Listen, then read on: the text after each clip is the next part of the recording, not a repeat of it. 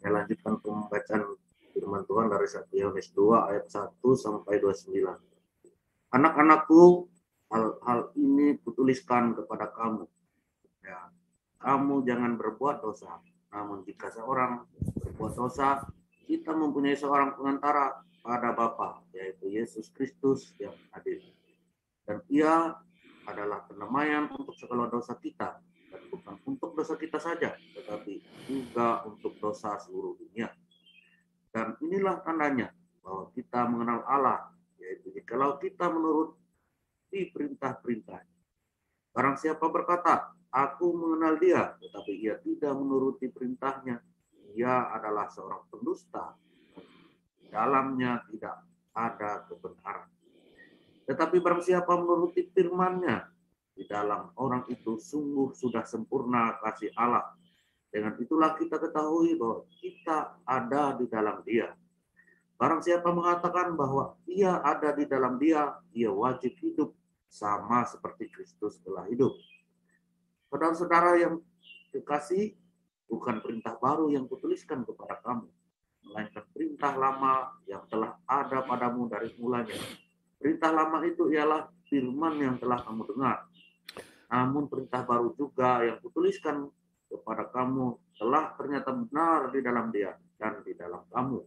Sebab kegelapan sedang lenyap dan terang yang benar telah bercahaya. Barang siapa berkata bahwa ia berada di dalam terang, tetapi ia membenci saudaranya, ia berada di dalam kegelapan sampai sekarang. Barang siapa mengasihi saudaranya, ia tetap berada di dalam terang, dan di dalam dia tidak ada penyesatan. Tetapi barang siapa membenci saudaranya, ia berada dalam kegelapan dan hidup di dalam kegelapan. Ia tidak tahu kemana ia pergi, karena kegelapan itu telah membutakan matanya. Aku menulis kepada kamu, hai anak-anak, sebab dosamu telah diampuni oleh karena namanya. Aku menulis kepada kamu, hai bapak-bapak, karena kamu telah mengenal Dia yang ada dari mulanya. Aku menulis kepada kamu, hai anak-anak muda, karena kamu telah mengalahkan yang jahat. Aku menulis kepada kamu, hai anak-anak, karena kamu mengenal Bapa. Aku menulis kepada kamu, hai bapak-bapak, karena kamu mengenal Dia yang ada dari mulanya. Aku menulis kepada kamu, hai orang-orang muda, karena kamu kuat dan firman Allah diam di dalam kamu, dan kamu telah mengalahkan yang jahat. Janganlah kamu mengasihi dunia dan apa yang ada di dalamnya. Jikalau orang mengasihi dunia, maka kasih akan Bapa tidak ada di dalam orang itu. Sebab semua yang ada di dalam dunia, yaitu keinginan daging dan keinginan mata serta keangkuhan hidup, bukanlah berasal dari Bapa, melainkan dari dunia.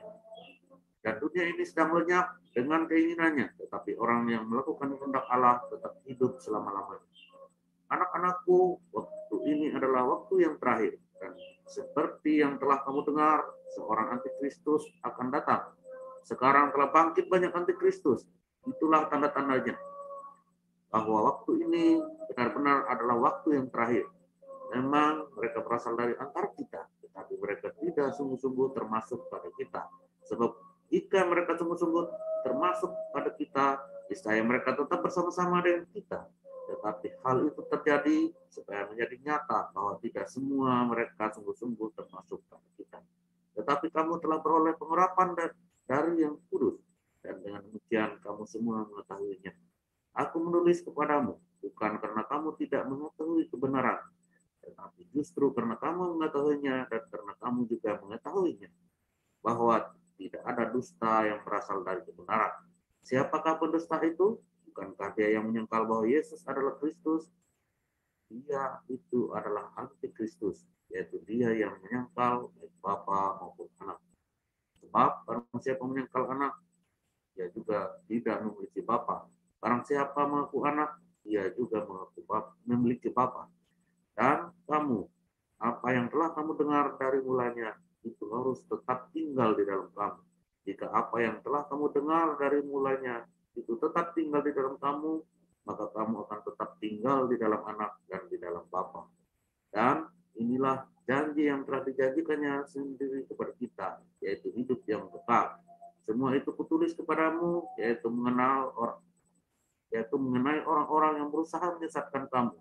Sebab di dalam diri kamu tetap ada pengurapan yang telah kamu terima daripadanya. Karena itu tidak perlu kamu diajar oleh orang lain, tetapi sebagaimana pengurapannya mengajar kamu tentang segala sesuatu dan pengajarannya itu benar, tidak dusta, dan sebagaimana ia dahulu telah mengajar kamu, demikianlah hendaknya kamu tetap tinggal di dalam dia. Maka sekarang anak-anakku, tinggallah di dalam Kristus, supaya apabila ia menyatakan dirinya, kita beroleh kebenaran, keberanian percaya, dan tidak usah malu terhadap dia pada hari kedatangannya. Jikalau kamu tahu bahwa ia adalah benar, kamu harus tahu juga bahwa setiap orang yang berbuat kebenaran lahir daripadanya. Demikian firman Tuhan. Haleluya. Amin. Haleluya, luar biasa. Pak Enado, walaupun diiringi dengan berbagai macam godaan, luar biasa. Tapi bisa lolos ya. Bisa lolos. Lindungi aku dari godaan syaiton, katanya ya. Nah, ini Pak Enado sudah dilindungi dan mencapai sampai ke ayat terakhir pembacaannya. Hari ini kita ini ya belajar tentang Salomo dan Yerobeam. Berbahagialah orang yang tidak mencintai dunia ini, melainkan cintanya hanya kepada Allah. Ya, itu agape, cinta yang sejati. Maka hidupnya akan melimpah dengan cinta. Ya, fokus hidupnya itu melimpah dengan cinta, sehingga dia akan meroleh kebahagiaan dalam kehidupannya. Karena ada saatnya nanti cinta itu akan luntur, kasih orang itu akan pudar, termasuk kasihnya kita, ya, termasuk kita. Nah, tadi semalam itu yang kita belajar di Koinonia online, ternyata nanti minyak itu bisa habis, ya, bisa habis. Bahkan minyak yang kita miliki, yang melimpah itu bisa berkurang. Bisa berkurang, karena begitu hebat aniaya itu, sampai pahit hati kita. Begitu hebat tekanan dunia ini, sehingga pahit hati kita. Ya, pahit hati kita. Makanya kita harus menjaga cinta itu. Masalahnya orang akan mencintai dunia ini. Ya, kecenderungannya kemarin kita belajar, kemarin pagi, sore juga kita belajar lagi. Terus ya nyambung ya, kalau Anda ikuti itu semua nyambung tentang bagaimana kita menghadapi hari-hari yang jahat ini. Makanya berbahagialah orang yang melimpah dengan cinta hidupnya. Ya, disakiti, difitnah, enggak baper. Ya, walaupun disakiti, difitnah, dikata-katanya tidak baik, enggak baper. Cool, jalan aja. Seakan-akan tidak ada sesuatu. Kalau Anda baper, nanti Anda ngulangin lagi. Terus ngulangin lagi. Ngulangin lagi. Capek. Capek. Ya, makanya teladanilah saya, seperti saya meneladani Kristus. Ya. Klarifikasi hanya sekali kalau Anda lagi difitnah dengan siapapun. Ya, menjelaskan sekali kepada orang yang penting saja. Jangan baper. Ya, jangan baper. Mengapa? Kamu rugi. Ketika kamu sedang curhat kemarahan, kebencian itu di media sosial, kamu tuh sedang merugikan dirimu sendiri. Ya kan? Tapi ketika kau balas yang jahat itu dengan kebaikan, ya kamu sedang satu kepada lawan, kamu sedang menumpuk bara api di atas kepalanya. Kedua, ya, kamu sedang menumpuk cinta di hatimu. Jadi ketika Anda mengeluarkan cinta, Anda sedang menumpuk cinta. Ajaib ya. Orang kan kalau ngasih duit, maka duitnya dia berkurang kan. Kalau kita punya barang 2, kasih ke orang 1, maka tinggal 1. Tapi kalau cinta, ada ngasih, di sini makin tambah. Semakin ada ngasih, nambah lagi. Ada ngasih, nambah lagi, Anda kasih, tambah lagi. Ya, itulah hukum cinta. Makin Anda beri, makin punya Anda bertambah, nggak berkurang. Makin Anda beri, makin Anda bertambah, berkurang. Beri lagi, nambah lagi, beri lagi, nambah lagi. Itulah hukum cinta. Nah, bukan cintanya dunia ya. Kalau cintanya dunia, Anda beri nafsu itu ya, maka di sini berkurang. Ya, bahkan sampai nanti saking berkurang jadilah kebencian. Karena cinta dunia itu nafsu, cinta dunia atau filio atau eros itu tuh nagih. Cinta yang menagih. Harga diri. Aku mencintai kamu, tapi kamu tolong hargai saya. Ya, masih gitu nggak sama istrimu, sama suamimu? Nah, dulu saya begitu terus ya, sampai akhirnya saya berusaha menyadari, kenapa saya meminta ya? Aku mencintaimu, tapi tolong hargai aku. Nah, itu tadi ya. Artinya kita masih nagih cintanya. Ya toh? Ayo jujur. Cintamu masih nagih enggak? Nagih sesuatu dari orang yang kamu cintai enggak? Berarti kamu masih nagih. Berarti cintamu itu cinta akan dunia, belum cinta akan Allah. Itu eros dan filio. Cintanya cuma ada butuhnya doang. Nah, iya kan?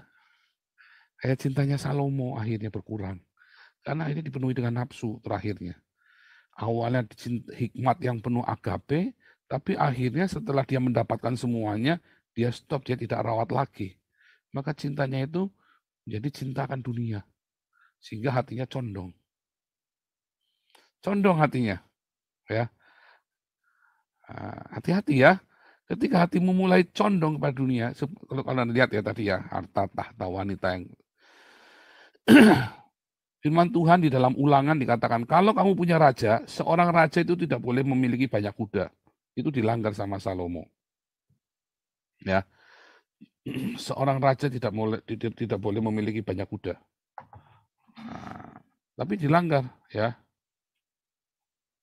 Dan tidak boleh punya banyak istri. Dilanggar juga. Ya kan? Dilanggar semua tuh sama Salomo tuh pusing tuh. Ya ada di dalam Ulangan 17 ya. Saya tolong dibuka ya, Ulangan 17 ya. Ulangan 17 ayat ke-16. Ya. Nggak boleh punya banyak kuda, nggak boleh punya banyak istri. Dan dua-duanya dilanggar. Salomo sudah diberi kekuasaan, sudah diberi tahtanya. Tapi dia lupa, ya. Dia lupa hukumnya, ya. Dia lupa hukumnya. Nah, bagaimana dengan kita? Kita boleh diizinkan, Tuhan kasih. Tapi keputusan untuk Anda itu ambil apa tidak, itu keputusanmu. Anda putuskan apakah harta yang Anda miliki itu buat Anda, buat aku, atau Anda putuskan, oke, aku nikmati sekian cukup. Aku sudah bisa beli tas Yves Saint Laurent sudah cukup. Ya, aku sudah beli tas harga 100 juta sudah cukup. Karena hartamu melimpah miliaran. Jangan dipaksain lagi. Masuk diakonia, marturia.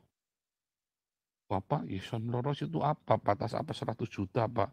Nggak kebayang duit 100 juta, nggak pernah lihat. Jangankan 100 juta, Pak. 100.000 saja saya sebulan seringkali nggak pegang, Pak. Nah, itu ya. Sama, orang itu selalu ada nggak cukupnya. Jadi kalau Anda punya sesuatu, jangan dimentokin, dihabiskan, beli buat satu barang yang konsumtif. Ya, jangan dimentokin. Tapi selalu bagi untuk diakonia, untuk marturia. Karena di mana hartamu berada, di situ hatimu ada. Ketika Tuhan memberkati hidup kita dan kita habiskan semua buat kita nikmati sendirian ya, maka saat itu cinta akan Bapa tidak ada dalam hidup kita. Berhenti.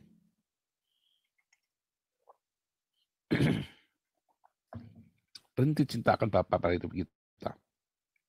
Cinta kepada Bapa, karena kita mencintai dunia itu terbukti dengan kita menikmati semua pemberian dari surga itu buat diri kita sendiri. Nah itu yang dilakukan oleh Salomo. Akhirnya stop. Cinta akan Bapa itu berhenti sendiri ketika kita mencintai dunia otomatis. Barang siapa mengasihi dunia, maka cinta Allah, agapenya Allah itu nggak ada di dalam dirinya. Ya kan? Itu sudah rumusnya. Anda nggak bisa ngatur-ngatur lagi. Enggak, saya kan tahu yang penting kan begini. Enggak, pokoknya ketika Anda menikmati materi yang Tuhan berikan buat hidupmu sendirian, tidak Anda bagi, maka cinta akan Allah tidak ada di situ. Dah, itu hukumnya begitu. Enggak, aku masih mengasihi kok, aku nggak membenci kok. Ya, ini kan, nah, sudah. Pokoknya itu aturannya begitu. Ya, hari pertama, hari kedua, bulan pertama, setahun, tiba-tiba Anda sudah jauh dari Tuhan. Coba lihat kalau nggak percaya. Hamba-hamba Tuhan yang tidak mau berbagi, apalagi pendeta-pendeta ya, yang hidupnya mewah ya, maka cintakan Allah sesungguhnya nggak ada, percaya deh. Makanya kalau ada formulir permohonan doa, pasti di bawahnya ada nomor rekening. Capek ya, dulu waktu kami ada dalam masa-masa pencobaan yang luar biasa, kita sampai berhenti mencari konseling dan doa telepon, karena pasti dimintain duit, ditanyain mau nyumbang berapa. Enggak ya, kalau timbun pagi nggak boleh ya. Oh, diakin juga sama ya. Kalau ada salah satu pengurus atau pejabat yang mintain duit ke Anda, laporkan ya, laporkan. Itu selalu ada gitu-gitu mah di mana-mana ada. Ya, jadi kita sudah ngerti. Cuman dilaporkan supaya jangan sampai Anda mau jadi diaken, kudu setoran duit dulu. Jangan, laporkan ya. Laporkan ke kita. Ya kita nggak langsung jedar ini buktinya ini enggak lah. Kita akan kalau memang ada ya, tapi saya sih belum mendengar ya. Tapi kalau saya belum mendengar bahwa ini mau jadi diaken di Jawa Timur dipalakin dulu, mau jadi diaken di Medan dimintain duit dulu ya, sampai sekarang ya kita belum. Tapi kalau ada, itu harus dilaporkan Anda. Ya. Jadi kalau ada pengurus mintain duit buat pribadi, ya Anda laporkan ya, sebab nggak boleh ya, di mana-mana. Pejabat pemerintah pun nggak boleh minta uang pribadi, apalagi kita, nggak boleh. Laporkan. Nah, dilaporkannya kasih buktinya. Jangan cuma lapor doang namanya fitnah. Ya, jangan. Kalau ditolak aja, sebetulnya paling gampang ya tolak aja. Jangan ya, nggak usah. Gitu ya, makanya kan Anda juga tahu nomor handphone saya, email saya semua. Kita semua open semua ya. Ada nomornya yayasan, ada nomornya semua, kita banyak lengkap. Nah, di situ cinta akan Tuhan gak ada ketika kita mencintai dunia ini. Begitu selanjutnya ayat 17 ya, yang punya banyak istri. Oh, terus nggak boleh punya banyak istri. Nggak boleh punya banyak istri. Tapi Salomo istrinya 1.700 sampai 300. Ya kan? Dan tadi kudanya banyak ya, sampai 12.000 ekor ya kudanya. Terus sampai emas perak, nggak boleh kumpulin terlalu banyak buat dirinya, nggak boleh. Ya, itu seorang raja nggak boleh. Kalau Anda ingin benar hidup sama Tuhan, ya, hamba-hamba Tuhan terutama, jangan kumpulkan harta buat dirimu sendiri. Ya, beri teladan kepada jemaat untuk berbagi, sehingga jemaat bisa meneladani seberapapun yang mereka bisa teladani dari hidup Anda untuk hamba-hamba Tuhan. Begitu Anda hidupmu untuk dirimu sendiri, maka cintakan Tuhan nggak ada. Kalau ada gereja-gereja yang tidak berdiakonia, bermarturia, tinggalkan. Sebab di situ tidak ada cinta akan Tuhan. Anda tidak akan diajari yang benar. Karena yang diajari bukan cinta, bukan agape. Yang diajari itu cuma hikmat dunia saja. Ingat, hikmat yang dari surga selalu membangun, berkarya. Berkarya yang bermanfaat untuk orang banyak. Tapi kalau dia berkarya hanya untuk dirinya sendiri, itu bukan hikmat dari Tuhan. Itulah hikmat manusia. Kalau gereja itu tidak berdiakonia, bermarturia, artinya tidak berkarya untuk orang banyak. Artinya gereja itu sedang tidak punya hikmat dari Tuhan. Dan nanti Anda akan ditemukan bahwa hidupmu udah nggak berkualitas lagi. Hidupmu nggak berbeda dengan orang-orang yang tidak percaya kepada Tuhan Yesus. Kalaupun wah ada begini atau itu cuma retorik kamu saja. Anda harus jujur. Kalau Anda jujur dalam beragama, dalam kita bertuhan, memahami pribadi kita, kalau kita jujur ya,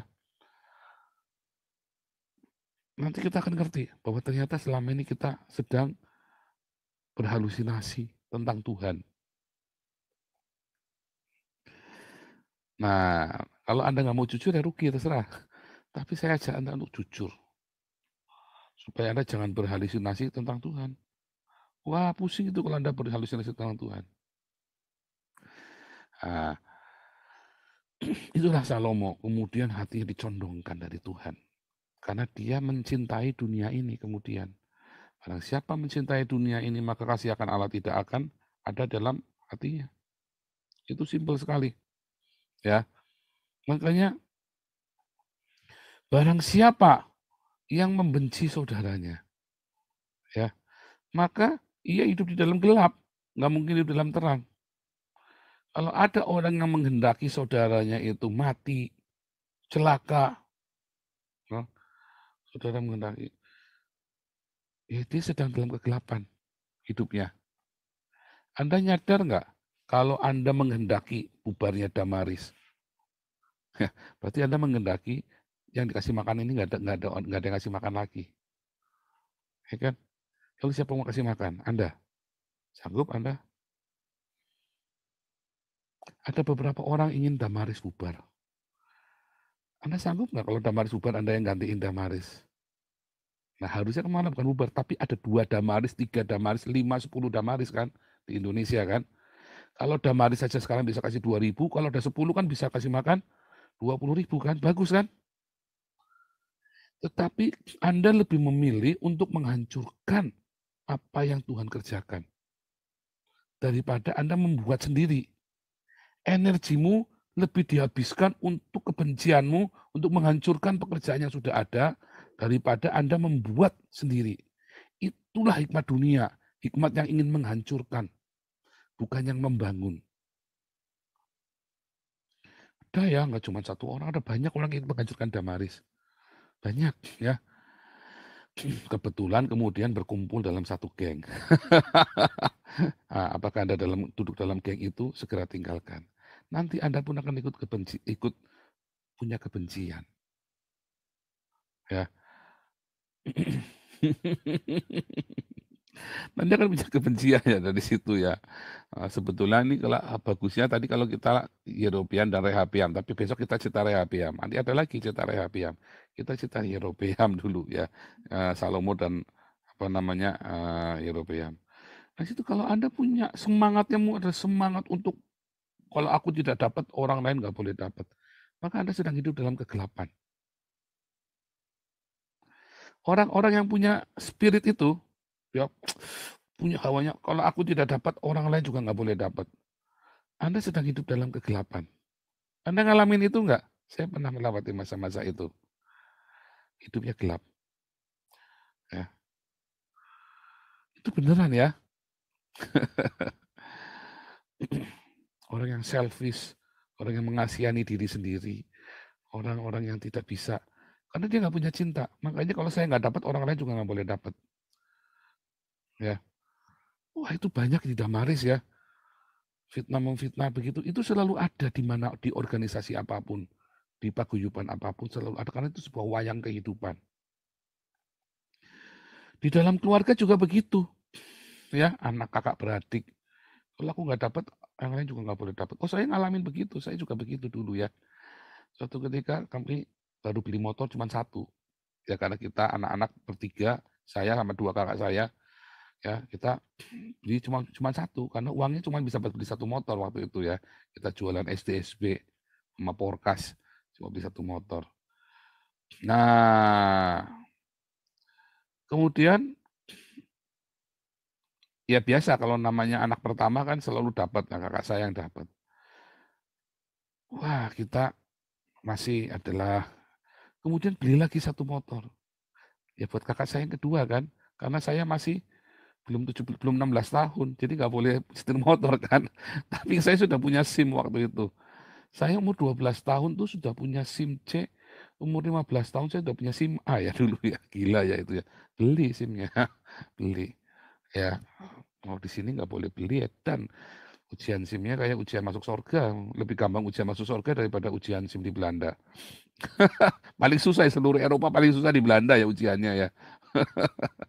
Kembali seluruh Eropa saya baru tahu, tapi kan sama semua enggak, ternyata ujiannya beda.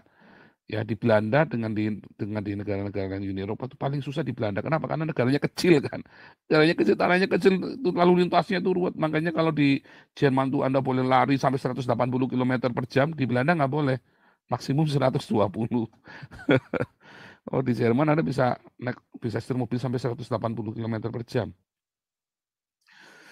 Nah, terus waktu itu kakak saya dibelikan yang kedua. Oh saya marah. Karena saya merasa bahwa itu adalah idenya saya.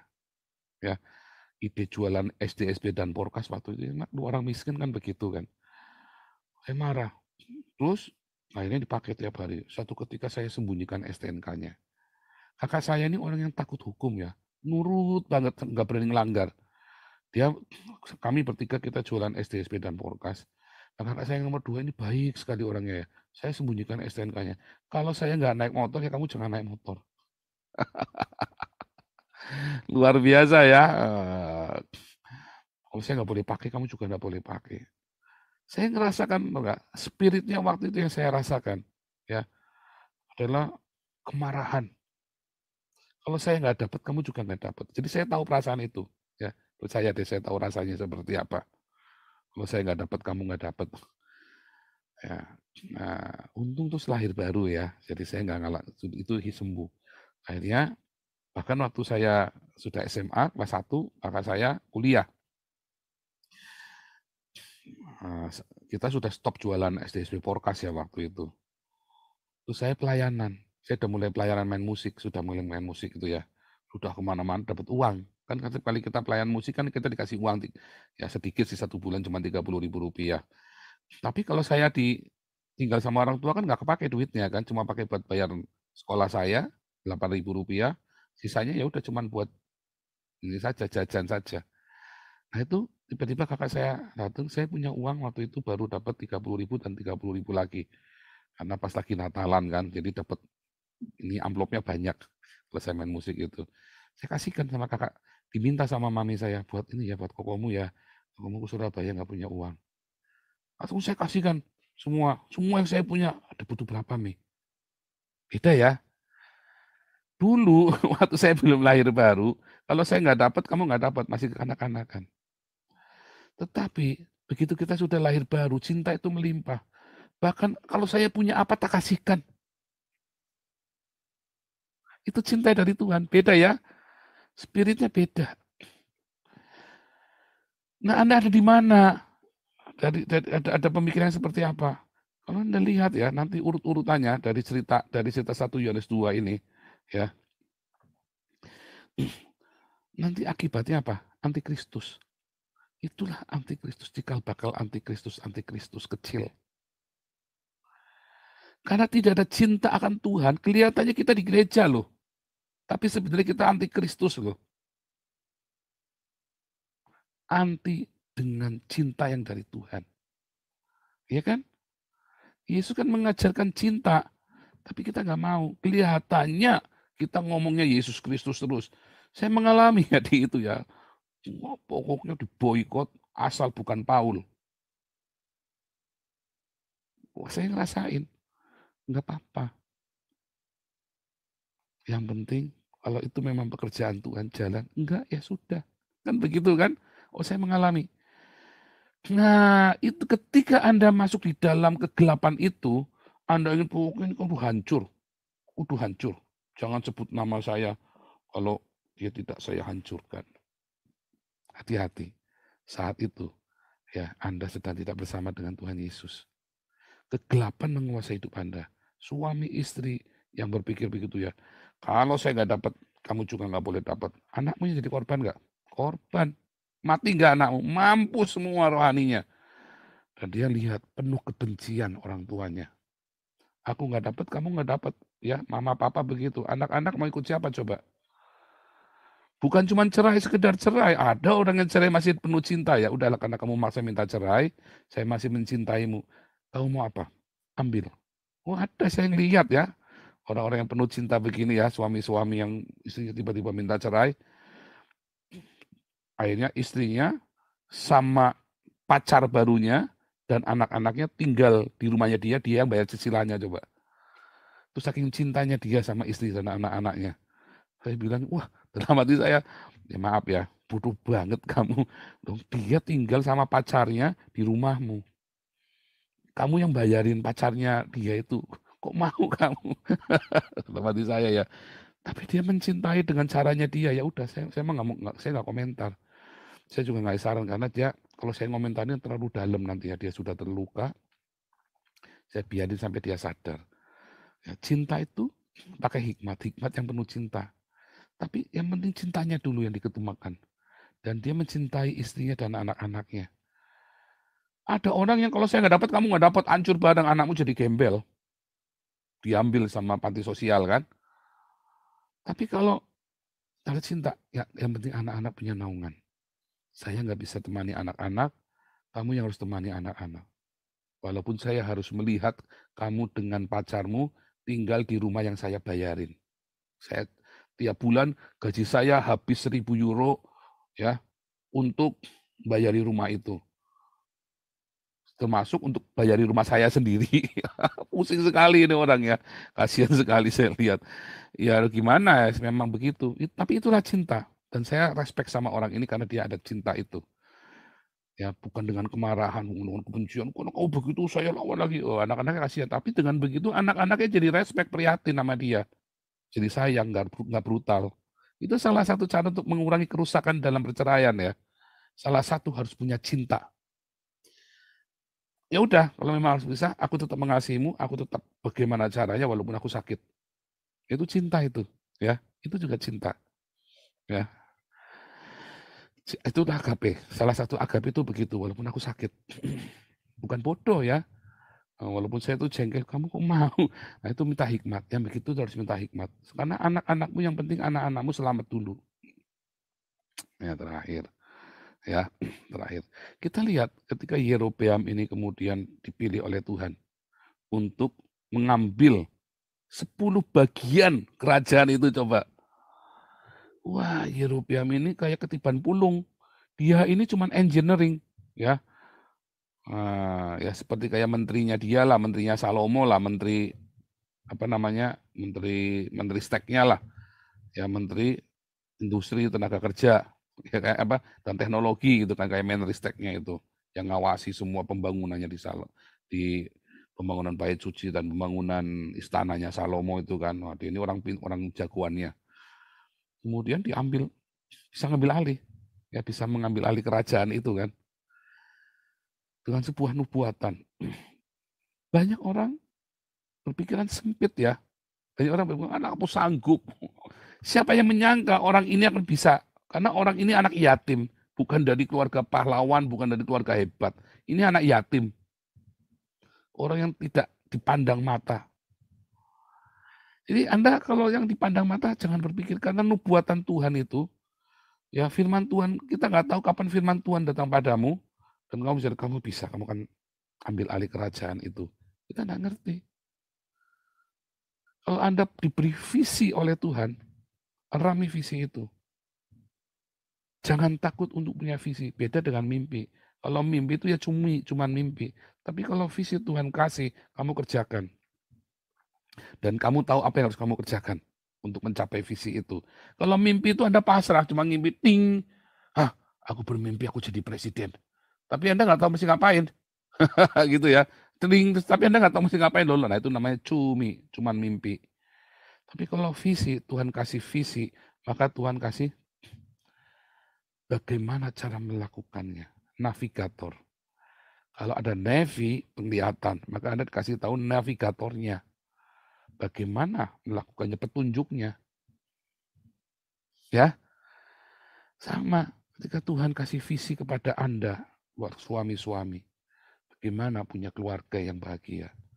Bagaimana keluargamu bisa mencapai. Bagaimana anak-anakmu nanti akan seperti apa. Ya, bukan cuma mimpi. Rami itu supaya menjadi visi. Didoakan tiap hari. Seperti si Yerobeam ini kan. Tapi jangan pernah goyah, karena kata goyah besok kita belajar. Jangan sampai goyah. Begitu sudah di tangan jangan sampai goyah. Karena visi itu akan datang kepadamu. Ketika visi Tuhan datang kepada saya, ya untuk menjadi berkat bagi bangsa-bangsa. Bayangin saya seorang pedagang SDSB Porkas bekas. Kemudian saya SMA bayar 10.000 perak aja, ya. Kalau nggak karena ada gereja bayari saya nggak bisa bayar sekolah.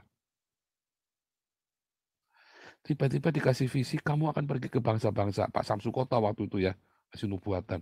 Kamu akan pergi ke bangsa-bangsa.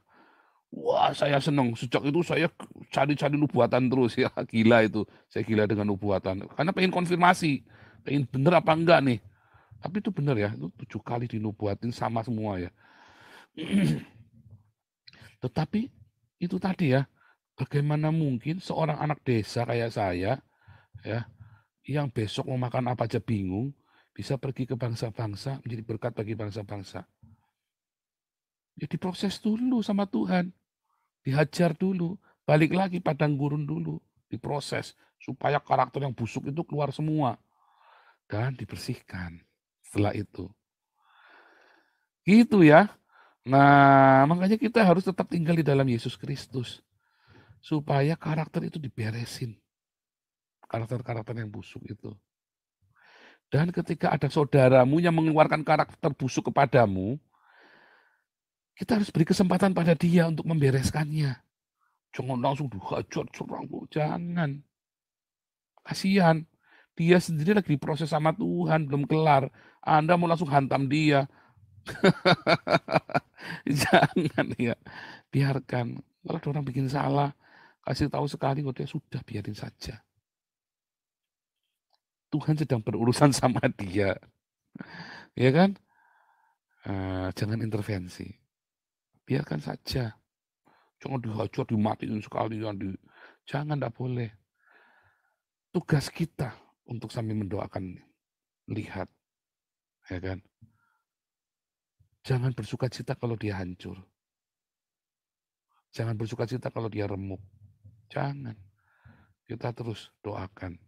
Sampai dia menemukan, iya saya salah. Iya karakter saya nggak baik. Oh iya. Karena di saat-saat itu kan karakter dia kan keluar semua yang buruk-buruk itu kan. Istrimu, suamimu. Oh jangan langsung dihajar. Udah, selesai. Jangan. Biarkan. Nanti dia berurusan dengan Tuhan. Kita sambil nonton. Makanya kan Paulus bilang, kalau ada saudaramu yang begitu itu, serahkan pada iblis badannya, supaya jiwanya bisa diselamatkan. Mungkin dia akan melakukan hal yang tidak baik kepadamu. Tenang saja. Kenapa Anda takut kalau dia berbuat tidak baik kepadamu? Bukankah kita ada dalam pelindungan Tuhan? Bukankah kita ada di dalam janji-janji Tuhan yang menyertai kita? Kalau kita takut, berarti ada yang salah. Belajar sama Daud. Dilempari sama si Mei kan, dilempari batu kan. Bisa nggak sampai si ini bilang si apa itu adiknya Yoab itu si Amasa ya, parang saja nih anjing mati. Tapi malah Daud bilang enggak, jangan, biarkan saja. Jangan, kalau memang Tuhan suruh dia buat menghina saya, itu jadilah demikian. Walaupun Daud bisa langsung bunuh dia, kurang ngajar ini. Bisa. Tapi itu memang sudah wayahnya dia.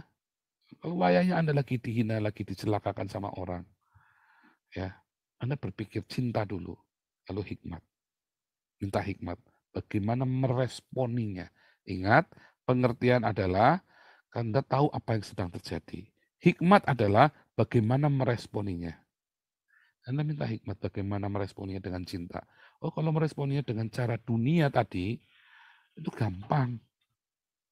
Selesai, gorok. Tapi kan kita mau minta bagaimana cara meresponinya dengan cinta. Supaya cinta kita bertambah. Kita kan lagi nimbun minyak urapan kan. Supaya nanti ketika masa antikristus itu minyaknya kita penuh.